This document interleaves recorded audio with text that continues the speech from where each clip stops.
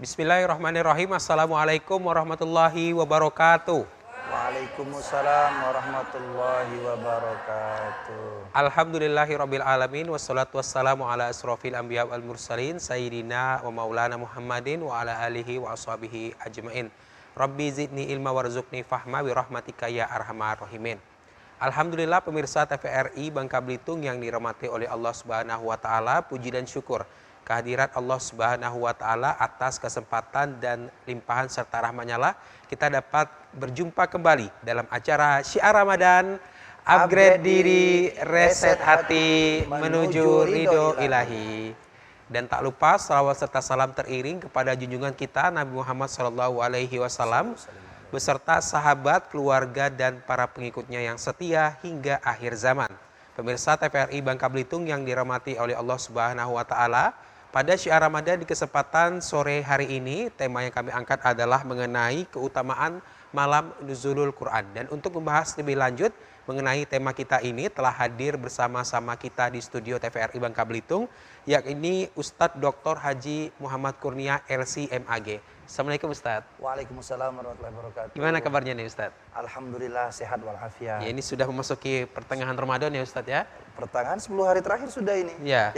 Kita sudah dekat-dekat dengan 10 terakhir Ramadan, maka memang harus lebih semangat lagi idealnya kita untuk beribadah di bulan Ramadan. Makin ngegas nih harusnya. Makin ngegas terus pokoknya. Luar biasa nih Ustadz. Dan juga selain Ustadz Kurnia telah hadir juga bersama kami di studio TVRI Bangka Belitung, yakni ibu-ibu dari Majelis Taklim Al-Ikhlas Batu Belubang, Kabupaten Bangka Tengah. Assalamualaikum ibu-ibu semuanya.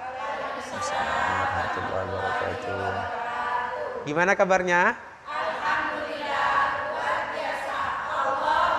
Wah, ini semakin Ramadan semakin ngegas apalagi di 10 hari terakhir nih Ustadz ya. Mendekati 10 Luar hari biasa. terakhir, siap. Dan juga kita juga ingin menyapa kawan-kawan dari Hijrah Project. Assalamualaikum kawan-kawan.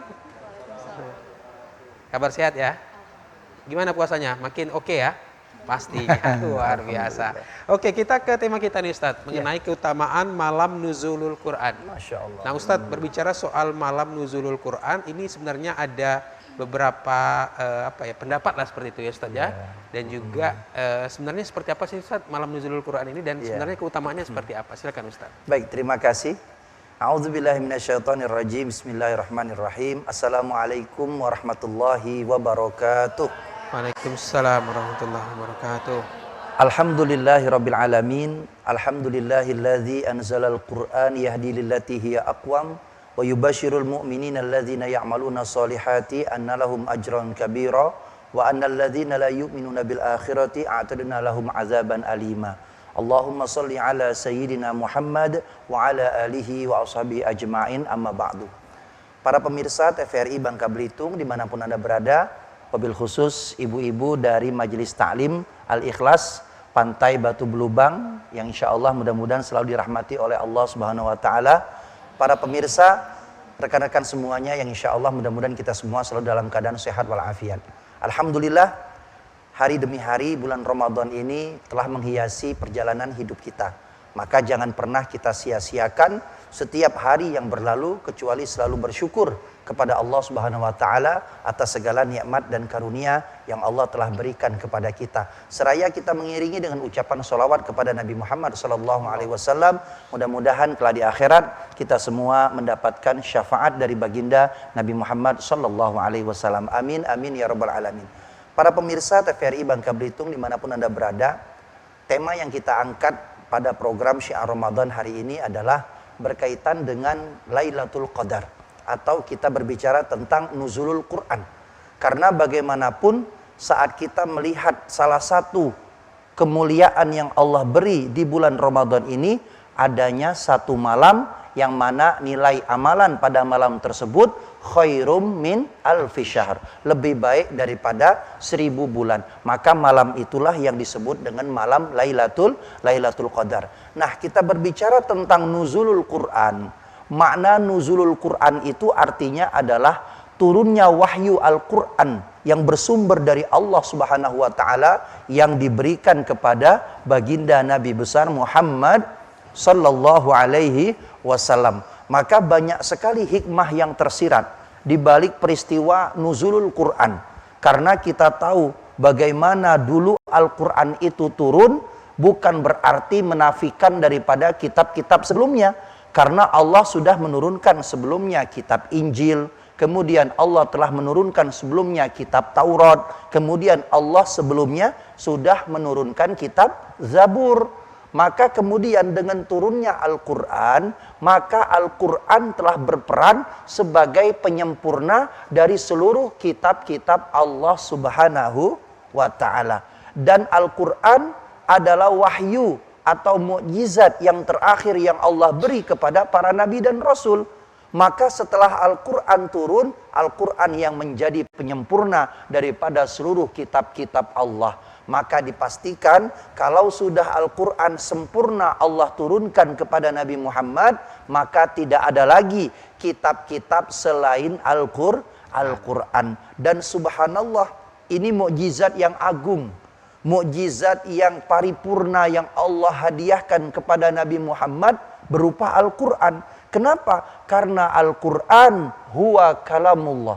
Al-Quran itu adalah perkataan Allah Subhanahu wa ta'ala.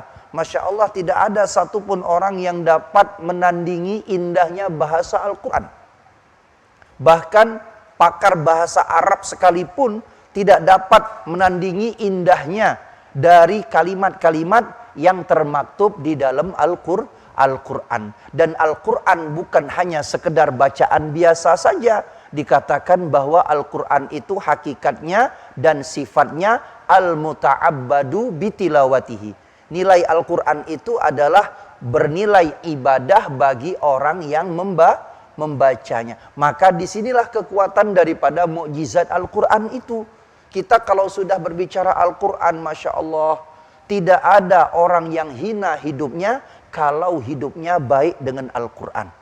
Tidak ada orang yang, kalau kita bicara hari ini, yang susah, yang melarat, kalau dia punya kedekatan dengan Al-Quran. Artinya apa? Ahli Al-Quran itu disebut oleh Nabi sebagai ahlinya Allah. Ya, sebagai keluarganya Allah. Maknanya apa? Kita tahu Allah itu Maha Esa. Lam yalid walam yulad, tidak beranak, tidak diperanakkan. Tapi kenapa dikatakan Allah itu punya keluarga? Siapakah keluarga-keluarganya Allah? Maka jawabannya adalah keluarganya Allah adalah mereka ahli Al-Quran. Maka kalau kita berbicara tentang kemukjizatan Al-Quran, ini tidak akan pernah habis kita bahas. Karena segala yang berkaitan dengan Al-Quran pasti menjadi mulia. Al-Quran turun pertama kali di mana? Di kota Mekah. Kota Mekah jadi kota yang mulia. Al-Quran turun kepada Nabi Muhammad. Nabi Muhammad menjadi nabi yang paling mulia. Al-Quran dibawa oleh malaikat Jibril. Malaikat Jibril menjadi malaikat yang paling mulia karena membawa mukjizat dari Allah.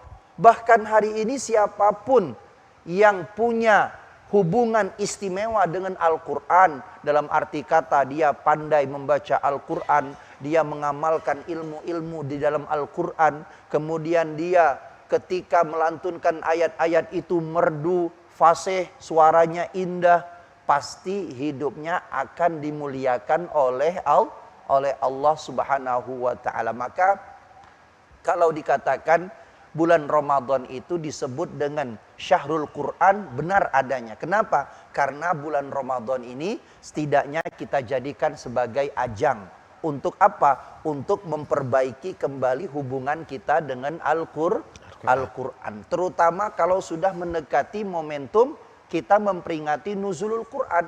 Meskipun tadi disampaikan Bang Mulyo, memang ada selisih atau perbedaan pendapat para ulama. Kapan pastinya turun Al-Quran itu? Tanggal berapa pastinya turun Al-Quran itu? Maka tidak ada satupun yang mengetahui kapan peristiwa. Kalau kita sebut setelah turunan dari nuzulul Quran itu, ada satu malam yang mulia di bulan Ramadan disebut dengan malam Lailatul Qadar. Maka tidak ada satupun yang tahu, yang bisa memastikan kapan pastinya malam Lailatul Qadar itu tiba. Kenapa? Karena semua itu adalah rahasia dari Allah Subhanahu wa ta'ala. Tugas kita hanya satu, mengambil pelajaran bahwasanya malam Lailatul Qadar itu menjadi malam yang mulia karena itu menjadi satu rangkaian dari Allah menurunkan Al-Quran pada bulan Ramadan ini. Maka oleh sebab itu ketika kita sudah paham dan memaknai bagaimana pentingnya momentum nuzulul Al-Quran, baru kemudian kita mencari tahu kira-kira apa tujuan Al-Quran itu diturunkan Allah kepada kita. Ternyata jawabannya adalah bahwa Al-Quran menjadi petunjuk bagi kita umat manusia. Kalau kita baca dalam Al-Quran itu ayatnya berbunyi, Syahrul Ramadan allazi unzila fihil Qur'an hudal linnasi wa bayyinatim minal huda wal furqan. Jadi kita tahu ayat itu bahwa Allah menurunkan Al-Quran sebagai petunjuk bagi umat manusia. Karena dulu umat manusia ini belum ada aturannya. Umat Islam ini belum ada yang memberikan petunjuk, pedoman dalam menjalani kehidupan. Sehingga ketika Al-Quran telah turun, Al-Quran inilah yang berperan menjadi pedoman dalam kehidupan kita umat manusia. Maka Al-Quran menjadi mukjizat yang istimewa yang Allah berikan kepada Nabi Muhammad sallallahu alaihi wasallam. Sebagai umat Rasulullah, jangan sampai kita tidak mengikuti tauladan dari Nabi. Bagaimana dengan Al-Quran kita perbaiki hubungan kita. Hari ini kita dianjurkan untuk banyak-banyak membaca Al-Quran. Kemudian mempelajari isi kandungan dari ayat-ayat Al-Quran. Yang pastinya dalam mempelajari ilmu Al-Quran harus dibimbing oleh seorang guru. Karena dikatakan, man la syaikhon lahu fasyaitonu syaikhohu. Siapa orang yang tidak punya guru, nanti setan yang akan menjadi guru baginya. Maka kalau kita mau belajar ilmu Al-Quran, harus dibimbing oleh seorang guru. Baru kemudian yang ketiga, kita mengamalkan isi di dalam Al-Quran. Jadi bukan hanya sekedar dibaca, bukan hanya sekedar dipelajari, tapi diamalkan dalam kehidupan sehari-hari. Mudah-mudahan kita semua mendapatkan keberkahan dari momentum nuzulul Quran pada bulan Ramadan ini, insya Allah. Amin ya rabbal alamin. Demikian barangkali Bang Mulyo. Baik, terima kasih Ustadz Kurnia yang telah memberikan pemaparan terkait dengan keutamaan malam nuzulul Quran, khususnya dalam menjalani bulan Ramadan, utamanya di 10 malam terakhir ini ya Ustaz ya. Betul luar sekali. biasa sekali. Tapi kita masih akan melanjutkan Ustadz terkait dengan tema kita, namun kita jeda iklan sebentar. Dan pemirsa tetaplah bersama kami di acara Syiar Ramadan, upgrade diri, reset hati, menuju ridho ilahi.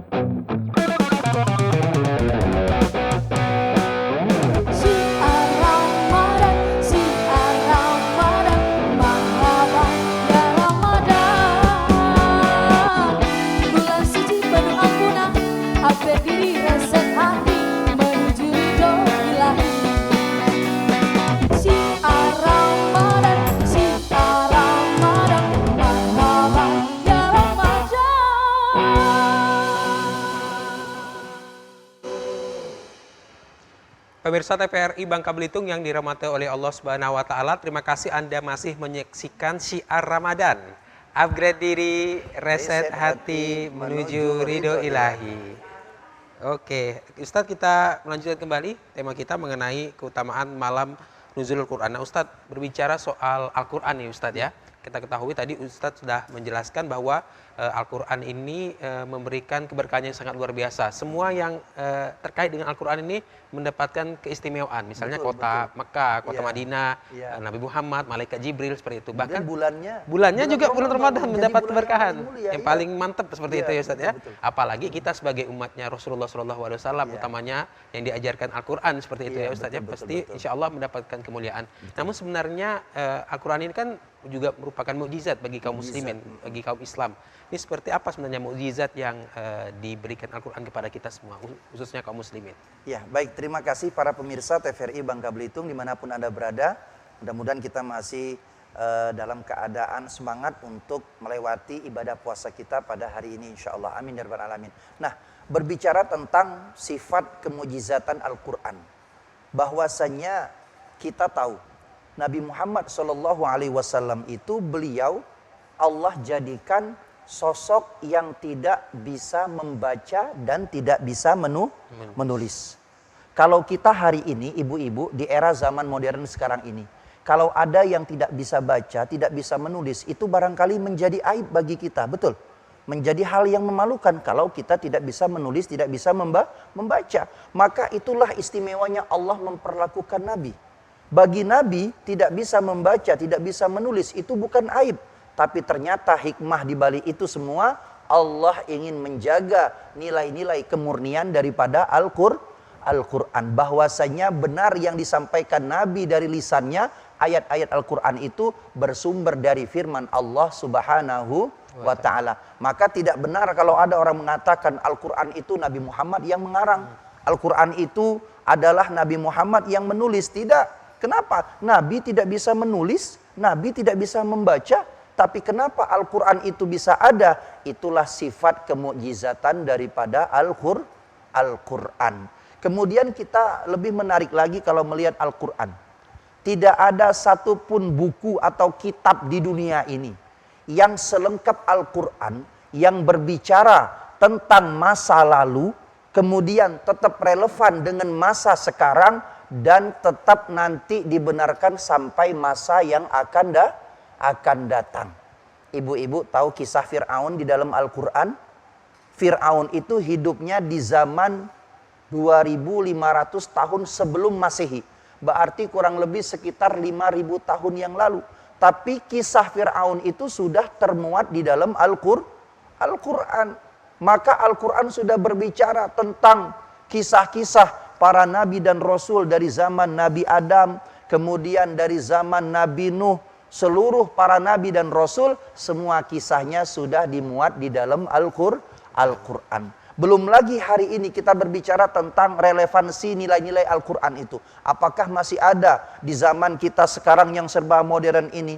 Ibu-ibu tahu, kalau hamil biasanya periksa ke dokter kandungan itu menggunakan alat namanya apa itu? USG. USG sekarang ini sudah canggih. Ada yang 4 dimensi, bukan lagi 3 dimensi, 4 dimensi. Jadi janin di dalam perut seorang perempuan itu bisa kelihatan bentuk hidungnya bagaimana, pipinya bagaimana, matanya bagaimana, keningnya seperti apa. Kan bisa kelihatan, ya. Sehingga kita tahu dari USG tadi, ketika hamil umur sekian, dia masih berbentuk daging, kemudian dia masih berbentuk segumpal darah. Dari segumpal darah nanti ketika umur sekian kandungan itu berubah menjadi segumpal daging. Segumpal daging itu nanti berubah lagi jadi tumbuh tulang belulang. Ya, itu semua kan kita tahu setelah melewati proses USG tadi. Subhanallah, ternyata Al-Quran sudah membicarakan itu. 14 abad yang lalu Al-Quran sudah menyampaikan itu kepada kita semuanya. Bahwasanya memang benar adanya proses penciptaan manusia, seorang janin ketika berada di dalam rahim seorang perempuan, maka prosesnya nanti mulai dari segumpal darah, kemudian menjadi segumpal daging nanti menjadi tumbuh tulang belulang, baru kemudian di usia 120 hari baru ditiupkan ruh kepada janin tersebut. Baru kemudian dari USG tadi kita tahu ada detak jantungnya. Puf, puf, Puh, itu kan dari alat kedokteran hari ini. Tapi subhanallah, Al-Quran sudah bercerita itu 14 abad yang lalu. Ya, bahkan Al-Quran juga sudah bercerita tentang perjalanan hidup kita di masa yang akan datang. Bukan hanya di alam dunia, tapi sampai kepada alam akhirat. Bagaimana Allah menggambarkan dalam Al-Quran, ada yang namanya surga, ada yang namanya neraka. Yang kita pilih harus masuk ke dalam surga. Jangan kita salah pilih. Atau jangan kita mengatakan tidak tahu nanti di akhirat bagaimana perjalanannya. Kami belum dapat ilmunya dari mana. Salah. Kenapa? Karena Al-Quran sudah bercerita tentang orang-orang yang beriman, orang-orang yang beramal soleh, orang-orang yang taat kepada perintah Allah. Mereka akan masuk ke dalam surga. Tapi kalau ada orang-orang yang tidak menuruti perintah Allah, kemudian dia tidak beriman kepada Allah, kemudian dia melakukan hal-hal yang itu dilarang oleh Allah, maka tempatnya nanti di akhirat adalah di dalam neraka. Nah, dari mana kita tahu itu semua? Dari Al-Quran. Ada lagi Bang Mulyo, di antara sifat kemukjizatan Al-Quran. Jadi Al-Quran itu ibu-ibu, tidak akan pernah kita rasakan bosan dalam membacanya. Itu Al-Quran. Saya tanya, kita baca Al-Fatihah sehari semalam itu berapa kali? 17. Dalam sholat saja misalnya. Minimal 17 kali. 17 kali. Belum lagi kalau kita mau bertawasul misalnya setelah sholat kita baca Al-Fatihah untuk arwah keluarga kita. Atau kita mau baca Al-Fatihah untuk saudara kita, untuk orang lain siapapun itu. Berapa kali kita bacakan Al-Fatihah itu sehari semalam? Pernah tidak kita merasakan bahwasanya sudah bosan baca Al-Fatihah itu? Pernah tidak? Tidak pernah. Ya, kita misalnya kalau membaca sesuatu itu apalah yang paling senang kita baca? Ya, kalau saya biasanya paling senang membaca itu kalau ada notifikasi transferan uang. Ya, pasti senang itu ibu-ibu, ya. Misalnya dapat kiriman transfer dari suaminya, masuk nanti notifikasi SMS-nya misalnya. Kita baca telah diterima transfer sekian juta misalnya. Kira-kira senang nggak baca itu? Senang nggak? Senang. Pertanyaannya, berapa kali sanggup baca itu? Mau nggak 17 kali baca itu sehari? Tidak mau, cukup sekali saja sudah dibaca lah, tahu sudah, ambil uangnya, selesai urusan. Suami yang ngirim tadi lupa sudah dengan suaminya. Ya, kan begitu. Maknanya, kalaulah ada bacaan yang membuat hati kita senang, maka bacaan yang menyenangkan hati kita, kalau bukan mukjizat Al-Quran, maka kita akan bosan untuk membacanya. Ya, tidak ada hari ini orang tiap hari baca terus SMS-nya tadi, ya, karena baru dikirim uang tadi. Besok baca lagi pagi-pagi, ya. Tahu-tahu uangnya sudah habis, masih dibaca juga. Kan nggak ada gunanya. Makanya di situ walaupun menyenangkan, hilang semua kenangan itu. Kenapa? Karena bukan mukjizat. Tapi kalau yang kita baca adalah Al-Quran, semuanya adalah mukjizat dari Allah. Dan Al-Quran itu adalah obat. Ya, Al-Quran itu adalah obat. Kami dulu waktu di Mesir, Bang Mulyo, saya heran melihat praktek dokter itu sepi. Ya, kalau di kita ini kan praktek dokter itu kan Masya Allah ramainya. Ya, antri pagi tembus ke siang, siang lanjut ke sore, sore sampai ke malam antrinya. Laris manis kalau kita di Indonesia ini. Tapi di Mesir itu praktek dokter pribadi itu sepi. Lama saya mikir apakah mahal tarifnya. Ternyata tidak. Ya. Ternyata setelah bertahun-tahun saya pelajari, saya ngobrol dengan salah satu dokter di sana. Apa kata mereka? Mereka cerita. Jadi kebiasaan orang Mesir itu, mohon maaf ibu-ibu, kalau mereka sakit, maka yang pertama kali mereka lakukan adalah memperbaiki dirinya dengan cara memperbanyak baca Al-Quran. Subhanallah. Ya, maka kalau kita yakin, kita sadar, Al-Quran itu betul adanya adalah obat bagi kita. Kalau hati kita sedih, kalau hati kita gelisah, kalau hati kita gundah gulana, kembali kepada Al-Quran. Kita akan dapatkan ketenangan di dalam membaca Al-Quran. Ibu-ibu pernah lihat video ada imam masjid ketika baca Al-Quran sampai menangis? Itu indah sekali. Kenapa? Karena yang dibacanya adalah ayat-ayat tentang akhirat. Bagaimana takutnya seorang yang beriman ketika Allah sampaikan peringatan kepada kita umat manusia. Dan semua itu sudah terhimpun di dalam Al-Quran yang mulia. Makanya kita sekarang ini berada di bulan suci Ramadan. Jangan sampai bulan Ramadan ini kita lalaikan dengan kita jauh dari Al-Quran. Makanya ibu-ibu, baik pemirsa di rumah juga, kalau di bulan Ramadan ini targetkan minimal khatam Al-Quran. Ya, caranya bagaimana Ustadz biar khatam Al-Quran? Ya minimal 1 hari 1 juz. Ya, one day one juz. Kemudian nanti setelah itu kita bisa atur lagi. Kalau 30 hari berarti dapat 30 juz. Ya, cara membagi 1 juz 1 hari itu bagaimana Ustadz? 2 juz atau 2 halaman, 2 lembar setiap habis sholat 5 waktu. Jadi habis subuh 2 lembar. Nanti habis zuhur 2 lembar lagi. Habis asar bolehlah 2 lembar, 3 lembar sampai nunggu berbuka. Ya, kemudian nanti habis maghrib karena waktunya singkat bolehlah setengah halaman. Habis isya, habis tarawih agak panjang sedikit, maka silakan baca Al-Quran. Pokoknya selesaikan target 1 hari minimal 1 juz. Masya Allah, kalau di bulan Ramadan kita khatam Al-Quran, yakinlah nikmat kita bertambah dari Allah Subhanahu wa ta'ala. Jangan sampai biarkan Al-Quran itu berdebu. Berdosa kita membiarkan Al-Quran itu berdebu. Kalau ada Al-Quran berdebu itu tandanya apa?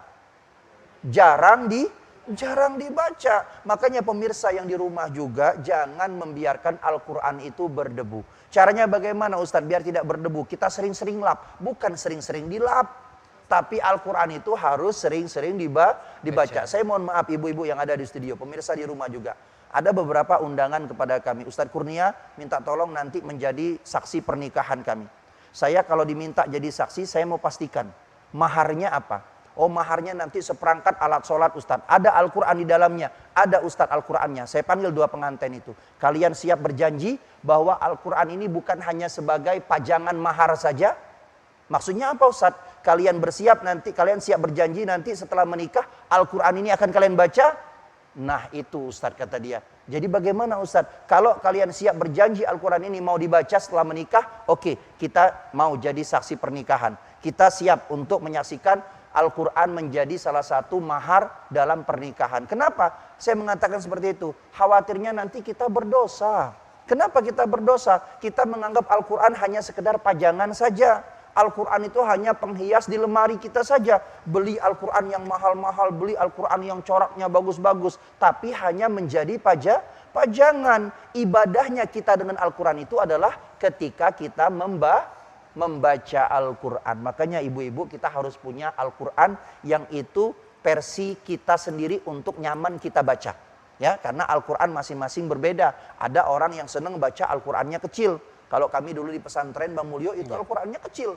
Karena semakin kecil semakin fleksibel untuk dibawa. Kapanpun mudah dibuka. Kalau ibu-ibu kan tidak mungkin lagi baca Al-Quran yang kecil. Ya, itu melihat hurufnya saja sudah susah itu. Berarti pakai Al-Quran yang besar. Nah yang penting ada Al-Qurannya untuk dibaca. Insya Allah dengan kita senantiasa membaca Al-Quran, kita banyak mendapatkan rahmat dan keberkahan dari Allah Subhanahu wa ta'ala. Demikian barangkali Bang Mulyo. Oke, luar biasa Ustaz. Artinya memang kapanpun dan dimanapun kita harus senantiasa menjaga hubungan kita dengan Al-Quran. Menjaga hubungan kita dengan Al-Quran. Luar biasa. Ustaz, kita masih ada 1 segmen lagi. Nanti akan ada pertanyaan dari ibu-ibu pengajian dari Majelis Ta'lim Al-Ikhlas Desa Batu Belang. Tapi kita akan jeda iklan sebentar. Ustaz, dan pemirsa tetaplah bersama kami di acara Syiar Ramadan. Upgrade diri, reset hati, menuju ridho ilahi.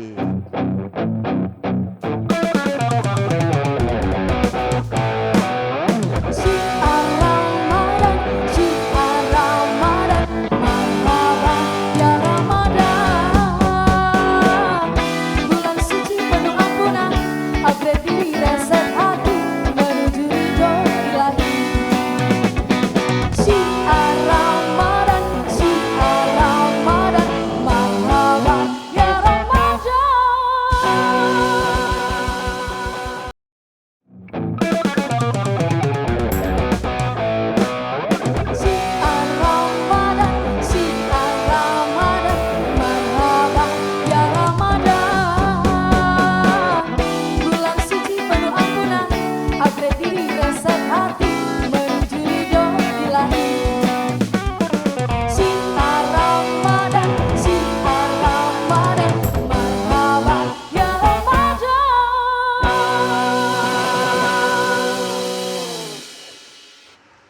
Pemirsa TVRI Bangka Belitung yang dirahmati oleh Allah, terima kasih Anda masih menyaksikan Syiar Ramadan, upgrade diri, riset hati, menuju ridho ilahi.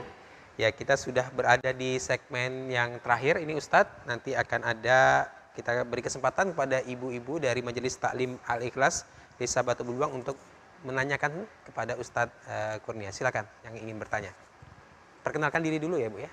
Silakan. Perkenalkan, nama saya Haja Natira dari Majelis Taklim Al-Ikhlas Pantai Batu Beluang, Bangka Tengah. Ya, silakan Ibu Natira. Assalamualaikum warahmatullahi wabarakatuh. Waalaikumsalam warahmatullahi wabarakatuh. Yang saya ingin tanyakan, apa yang harus kita lakukan di malam nuzul Quran dan apa keistimewaannya nuzul Quran itu sendiri. Demikian, wassalamualaikum warahmatullahi wabarakatuh. Waalaikumsalam warahmatullahi wabarakatuh. Apa yang harus dilakukan? Apa keistimewaannya Ustaz? Silakan. Jadi kalau kita berbicara momentum nuzulul Quran, itu sebenarnya adalah momentum kita untuk merefleksikan diri kita kepada Al-Quran itu sendiri. Artinya apa? Kita memperbaiki kembali hubungan kita dengan Al-Quran. Kalau selama ini jauh, maka kita harus dekat dengan Al-Quran. Kalau sekarang sudah dekat dengan Al-Quran, maka kita harus lebih dekat lagi kepada Al-Quran. Kalau sudah lebih dekat kepada Al-Quran, maka selamanya kita akan selalu berada di sisi Al-Quran. Maka inilah momentum yang paling berharga ketika kita dalam memperingati nuzulul Quran. Kemudian apa saja amalan yang harus kita lakukan? Ya, amalan yang harus kita lakukan adalah pastinya kita banyak-banyak membaca Al-Quran. Ya, banyak-banyak kita mentadaburi ayat-ayat Al-Quran. Dan pastinya juga kita harus banyak-banyak mengamalkan isi kandungan dari Al-Quran. Karena ini adalah momentum yang istimewa. Momentum yang istimewa. Kenapa? Hari ini Allah masih berikan kita nikmat. Allah masih berikan kita kesempatan. Kesempatan untuk memperingati nuzulul Quran. Kesempatan untuk beribadah di bulan Ramadan. Maka ini semua jangan kita sia-siakan. Melainkan kita harus perbanyak lagi interaksi kita dengan Al-Quran. Kalau kita belum lancar baca Al-Quran, bagaimana Ustadz? Silahkan belajar. Tidak ada. Allah itu menghakimi orang-orang yang tidak membaca Al-Quran yang dengan lancar, kemudian dia mendapatkan dosa. Tidak. Melainkan kalau Nabi sudah bersabda dalam satu riwayat, orang-orang yang terbata-bata membaca Al-Quran, justru merekalah yang dapat pahala 2 kali lipat dari Allah. Kenapa seperti itu? Kenapa tidak yang lancar dapat pahala yang lebih besar? Karena orang yang terbata-bata membaca Al-Quran, yang Allah nilai adalah proses belajarnya. Makanya tidak ada cerita kita sudah umur seperti ini, jadi tidak semangat lagi belajar Al-Quran Ustadz. Kami sudah tua Ustadz, kami tidak mau lagi belajar Al-Quran. Otak kami ini sudah tidak bisa lagi mencerna ilmu Al-Quran itu. Bagaimana Ustadz? Maka tidak ada batasan umur kalau semangat belajar itu masih ada. Kami punya bimbingan majelis taklim ibu-ibu, kurang lebih umurnya kisaran antara 50 sampai 60 tahun. Ustaz Kurnia di situ ngajar apa? Ngajar tauhid, bukan. Ngajar apa? Ngajar fikih, tidak. Ngajar apa? Ngajar hadis, bukan. Ngajar apa? Ngajar Al-Quran. Masya Allah, dimulai dari Iqra. Dari mulai Iqra 1 sampai Al-Quran, sampai ada yang sudah khatam berkali-kali. Subhanallah. Itu ceritanya kenangan dulu ketika belajar itu sampai berurai air mata. Ustadz, kami ini sudah tidak sanggup lagi belajar sebenarnya. Tapi saya menghargai semangatnya. Ternyata dengan semangat yang kuat, yang tadinya tidak tahu, akhirnya Allah berikan pengetahuan. Allah mudahkan jalannya. Ya, makanya kalau kita yang mau berusaha, terbuka jalan itu di hadapan kita. Tapi kalau kita yang tidak mau berusaha, kita yang tidak mau belajar, pasti yang akan muncul adalah banyak alasan. Diajak pengajian, nantilah pakaian belum kering karena harus berseragam. Ya, diajak lagi pengajian, yuk kita belajar Al-Quran, ada ustadznya yang datang mengajari kita, nantilah lagi ada urusan, lagi ada pekerjaan.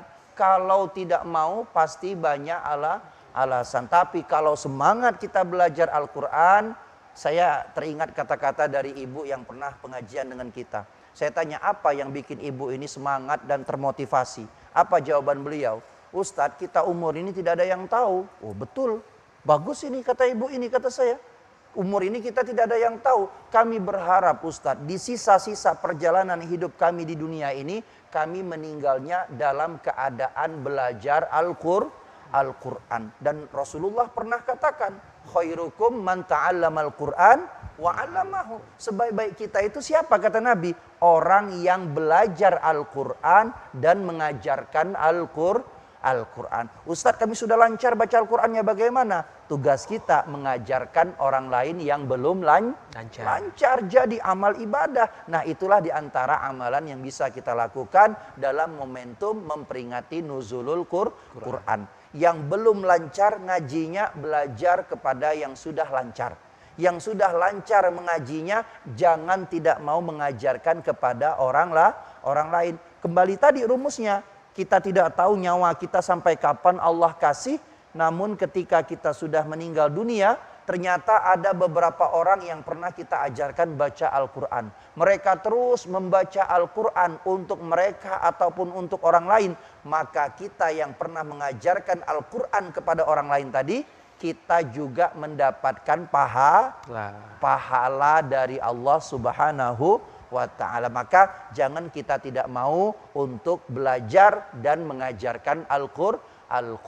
Wallahu a'lam bishawab. Demikian barangkali Bu Haja. Oke, terima kasih Ustadz Kurnia. Silakan ibu-ibu, masih ada yang ingin bertanya? Perkenalkan diri terlebih dahulu, jangan lupa. Silakan Ibu. Bismillahirrahmanirrahim. Assalamualaikum warahmatullahi wabarakatuh. Waalaikumsalam warahmatullahi wabarakatuh. Perkenalkan Pak Ustadz, nama saya Ibu Mase Intan. Ibu Mas Intan. Masih Intan. Dari pengajian Majelis Taklim Al-Ikhlas Pantai. Oke. Izin bertanya Pak Baik, Ustadz. silakan Ibu. Setelah malam nuzul Quran berlalu, bagaimana menjaga semangat berinteraksi dengan Al-Quran agar tetap istiqomah Pak Ustadz? Masya Allah. Terima kasih. Wassalamualaikum warahmatullahi wabarakatuh. Waalaikumsalam warahmatullahi wabarakatuh. Luar biasa Ustadz ya, bagaimana menjaga semangat berinteraksi dengan Al-Quran agar tetap istiqomah. Silakan Ya, Ustadz. kita bicara tentang amalan itu, memang yang paling dicintai oleh Allah itu adalah amalan yang dilaksanakan dengan istiqomah. Fal istiqomah khairum min alfi karomah. Istiqomah itu lebih baik daripada 1000 karomah. Model-model kita orang awam ini jangankan dapat 1000 karomah, 1 karomah saja belum tentu. Maka ketika kita beramal dengan istiqomah, maka nilai istiqomah itu lebih baik daripada 1000 karomah. Dalam hadis Nabi sudah katakan, ahabbul a'mal ilallahi ta'ala madama wa inqalla. Amalan yang dicintai di sisi Allah Subhanahu wa taala adalah amalan yang dilakukan secara terus-menerus walaupun sedikit. Makanya ibu-ibu, dalam interaksi kita dengan Al-Quran, walaupun sedikit ayat yang kita baca, tapi itu kita lakukan dengan istiqomah. Nah, cara istiqomah itu bagaimana Ustadz? Yang pertama, kita harus menciptakan lingkungan, ya. Kita harus menciptakan bestie kita yang sama-sama cinta kepada Al-Quran. Supaya apa? Kalau kita ketemu, kita duduk, yang dibahas adalah Al-Quran. Kalau bestie-bestie kita senangnya berita-berita gosip, kira-kira kalau kita ngumpul yang kita dapatkan apa? Gosip. Tentang gosip. Maka yang bestie seperti itu jangan didekati lagi. Cari bestie-bestie yang mengajak kita dekat kepada Allah. Cari bestie-bestie kita yang mengajak kita dekat kepada Al-Quran. Ya. Nah, sebelum jauh kita keluar mencari teman lingkungan tadi, maka semua itu harus dimulai dalam keluarga. Ibu-ibu, kita sebagai orang tua, bapak-bapak juga yang ada di rumah dimanapun berada, pemirsa TVRI Bangka Belitung, kita orang tua ini menjadi contoh. Ya.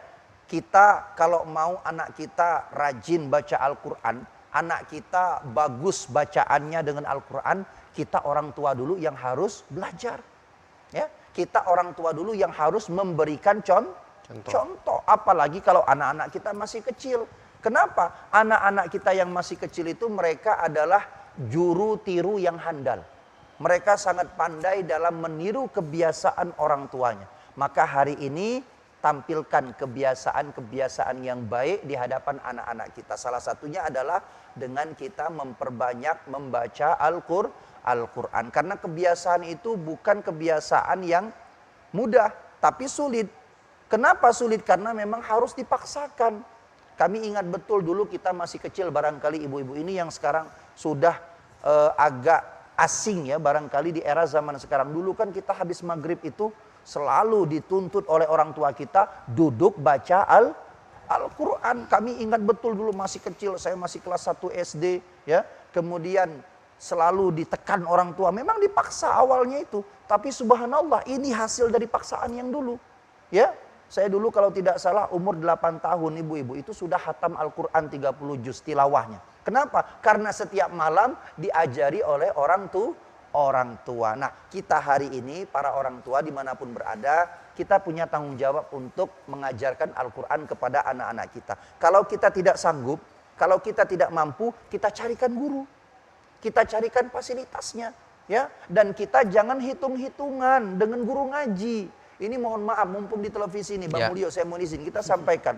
Hari ini kan banyak orang menganggap remeh-temeh yang namanya guru ngaji. Guru ngaji berapa bayarnya? 300.000. Mahal bener 300.000. Kan ada ibu-ibu berkomentar begitu. Giliran anaknya disuruh les apa? Les renang, berapa bayarnya? 2 juta. Oke, siap 2 juta. Untuk berenang 2 juta sanggup. Tapi untuk ngaji yang urusannya akhirat 200.000 protes. Ada nggak ibu-ibu seperti itu? Ada, tapi bukan yang ada di sini, di luar sana kayaknya itu ya. Maka jangan kita hitung-hitungan kalau anak kita diajarkan tentang ilmu akhirat. Kita tidak sanggup mengajarkan, maka kita minta kepada guru untuk mengajarkan. Karena itu semua kelak akan dimintai pertanggungjawaban di hadapan Allah Subhanahu wa Ta'ala.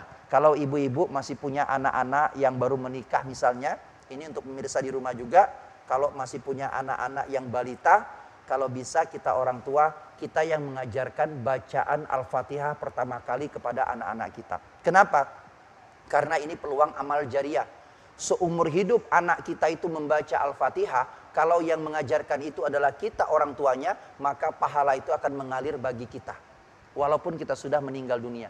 Pahala itu akan mengalir bagi guru-guru kita yang pernah mengajarkan ilmu kepada kita. Terus kepada semua guru-guru kita akan menjadi amal jariah. Tapi kalau kita suruh orang lain mengajarkan Al-Fatihah, akhirnya orang lain yang mengajarkan, kemudian anak kita seumur hidup baca Al-Fatihah, yang dapat pahala siapa?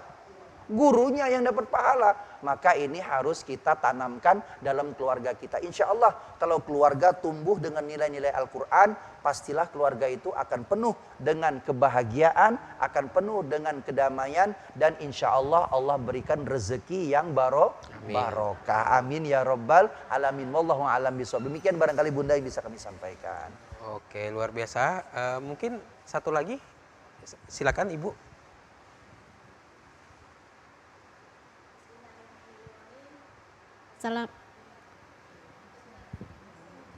Langsung Ibu. Assalamualaikum warahmatullahi wabarakatuh. Waalaikumsalam warahmatullahi wabarakatuh. Perkenalkan, nama saya Marni dari Majelis Taklim Ahli Kelas Batu Belubang. Ibu Marni. Oke, ya. Silakan Izin Ibu. Pak Ustadz. Bagaimana cara menjaga anak-anak mencintai Al-Quran melalui peringatan malam nuzul Quran? Masya Allah. Luar biasa. Terima Demikian kasih Bu. Ustadz. Assalamualaikum warahmatullahi wabarakatuh. Waalaikumsalam warahmatullahi wabarakatuh. Silakan Ustadz. Ini masih nyambung ya dengan penjelasan yang kedua tadi ya, luar biasa. Jadi anak-anak itu harus dibiasakan. Kuncinya seperti itu, ya. Mana yang kita biasakan, kalau itu kebaikan, itu akan menjadi kebiasaan anak kita. Tapi kalau yang kita biasakan adalah yang buruk-buruk, ya. Tadi saya katakan anak-anak itu kan mereka adalah juru tiru yang handal. Jadi mereka melihat orang tua itu paling mudah mereka menirunya. Jadi kalau kita ngomong kotor, anak kita jangan heran lagi, dia pun akan ikut ngomong kotor. Tapi kalau kita banyak zikirnya, ya, kita tadi di rumah banyak baca Al-Qur'annya, maka dengan tauladan kita itulah yang akan dicontohkan oleh anak-anak kita. Maka mulai dari kita orang tua dulu untuk menjadi tauladan yang baik kepada anak-anak kita. Insya Allah kalau sudah kita berikan contoh, kemudian kita berikan pembiasaan dengan Al-Quran tadi, maka tumbuh besar anak itu dia pasti akan dekat dengan Al-Quran. Tapi kalau kita lalai, kita anggap Al-Quran itu biasa saja, ya, maka nanti sampai tumbuh besar dia akan biasa saja dengan Al-Quran. Makanya kalau ada pengajian-pengajian tentang nuzulul Quran, silahkan datang. Ya, di rumah kita sebelum tidur putarkan ayat-ayat Al-Quran supaya anak kita terbiasa dalam mendengarkan Al-Quran. Kenapa? Karena Al-Quran itu akan memberikan syafaat kepada kita di akhirat nanti. Kata Nabi dalam satu hadis, Iqra'ul Quran fa innahu ya'ti yaumal qiyamah syafi'an li ashabi. Banyak-banyak baca Al-Quran karena nanti hari kiamat Al-Quran itu akan datang memberikan syafaat bagi orang yang banyak membaca Al-Quran. Mudah-mudahan kita semua Allah berikan keberkahan dan syafaat dari Al-Quran. Amin ya rabbal alamin. Jadi Ustadz, karena kita sudah di penghujung acara, silakan Ustadz untuk menyampaikan kesimpulan singkat dan juga ditutup dengan doa. Baik, sebagai kesimpulan dalam momentum nuzulul Quran, mari kita kembali kepada Al-Quran. Segala permasalahan kita jawabannya ada pada Al-Quran. Tinggal kita mau atau tidak untuk belajar membacanya, belajar memahami maknanya, kemudian belajar untuk mengamalkannya. Insya Allah kalau hidup kita dekat dengan Al-Quran, Allah pun akan senantiasa dekat kepada kita. Dan kalau kita sudah dekat kepada Allah, apa yang kita hajatkan insya Allah akan dikabulkan oleh Allah Subhanahu wa ta'ala. Amin ya rabbal alamin. A'udzubillahi minasyaitonirrajim. Bismillahirrahmanirrahim. Alhamdulillahirabbil alamin. Allahumma shalli wa sallim ala sayyidina Muhammadin wa ala alihi wa ashabihi ajma'in. Allahumma ighfir lana dzunubana wa liwalidina warhamhum kama rabbawna shighara wa li jamil muslimina wal muslimat wal mu'minina wal mu'minat bi rahmatika ya arhamar rahimin. Amin. Allahumma ja'alna waj'al auladana min ahlil adab wa min ahlil Qur'an wa min ahlil ilm wa min ahlil khair wa min ahlil ibadah wa min ahlis salah wa min ahlis sadaqah wa min ibadikas solihin wa solihat bi rahmatika ya arhamar rahimin. Rabbana atina fid dunya hasanah wa fil akhirati hasanah wa qina adzabannar. Wa sallallahu ala sayyidina Muhammadin nabil ummi wa ala alihi wa sahbihi baraka wa sallam. Subhana rabbika rabbil izzati amma yasifun wa salamun alal mursalin walhamdulillahi rabbil alamin. Taqabbalallahu minkum Minna wa minkum taqabbal Mohon ya maaf karim. atas segala kekurangan, kepada Allah sama-sama kita mohon ampun. Wallahu a'lam bishawab. Hadanallahu iyyakum ajmain. Hadza wa syukran wal afu minkum. Wassalamualaikum warahmatullahi wabarakatuh. Waalaikumsalam warahmatullahi wabarakatuh. Terima kasih kepada Ustadz Dr. Haji Muhammad Kurnia LC MAG yang sudah memberikan ilmunya, nasihatnya juga kepada kita semua. Semoga Al-Quran dapat menjadi pedoman hidup kita dan pastinya kita senantiasa membaca dan mengamalkan dalam kehidupan kita sehari-hari. Amin, ya Allah. Demikian syiar Ramadan di kesempatan sore hari ini. Saya Mulyo Widodo beserta seluruh kerabat kerja yang bertugas pamit undur diri. Terima kasih atas kebersamaan Anda. Wabillahi taufik wal hidayah. Wassalamualaikum warahmatullahi wabarakatuh. Waalaikumsalam warahmatullahi wabarakatuh.